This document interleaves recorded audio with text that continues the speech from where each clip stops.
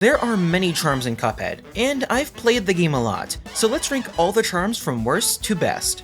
The worst charm by far would of course be the Broken Relic. For 1 coin you get a sad little icon in your charms list. After that would also have to be the Cursed Relic naturally. After solving the puzzle and beating the Angel and Demon boss fight, you get a charm that reduces your HP to 1, randomizes your weapon every time you stop shooting, and gives you a ton of charm effects, but just really bad versions of them. Not worth it. Next up would be Whetstone.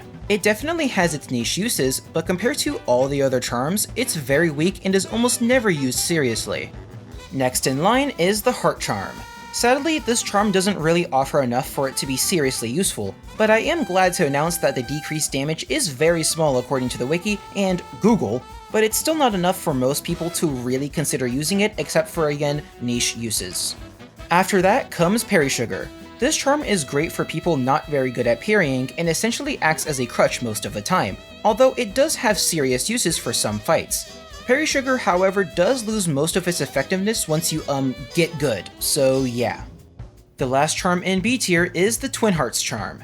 I usually undervalue this charm, but I've come to notice that, it's not that bad.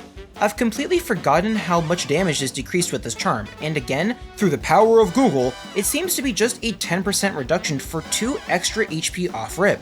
While it may not prove to be too useful for casual play unless you're a beginner, Twin Hearts does have its uses for expert difficulty and S ranks in particular. If you have trouble with the HP requirement for S ranks, maybe give Twin Hearts a try, but other than that, it's mid. At the start of A tier, we have Coffee. Coffee is a great charm that really ups your damage output and makes boss fights a bit easier. Passively gaining super meter along with what you already earn makes getting your super effortless and gives you many opportunities to spam EXs and deal crazy amounts of damage, decreasing time between boss phases and time to beat the boss overall. Works wonders for some boss fights, but sadly, it's typically overshadowed by the charms above. Now the next charm may come as a surprise because I believe Astral Cookie is next. This charm from the DLC turns you into Miss Chalice during fights, with extra HP, a double jump, parrying through dashes, and a dodge roll that acts as a mini smoke bomb. This sounds great and all, but alongside having to learn how to play as Miss Chalice effectively with her reduced vertical jump and different gameplay style, I overall find me rarely wanting to play Miss Chalice for real. Now, of course, that's just me, but I still believe the charms above this one are more useful for more scenarios and take a lot less time getting used to. And I also believe that Astral Cookie isn't a charm that is a necessity and can be swapped out quite often for something better or more effective for the situation. Let me know what you think in the comments. And now we finally make it to the Divine Relic. After fully upgrading your Cursed Relic, you receive the Pièce de Résistance, the Divine Relic.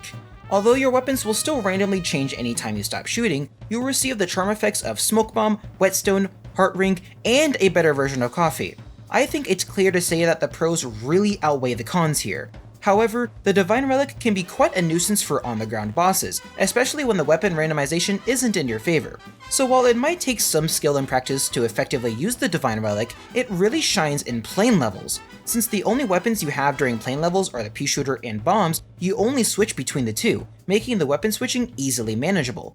Just to reiterate, for plane levels, for the cost of switching between your 2 weapons every time you stop shooting, you receive Smoke Bomb to evade obstacles and projectiles, Whetstone to parry minions out of the way, Heart Ring to gain HP during the fight, and receive 5.2% of your super meter every second.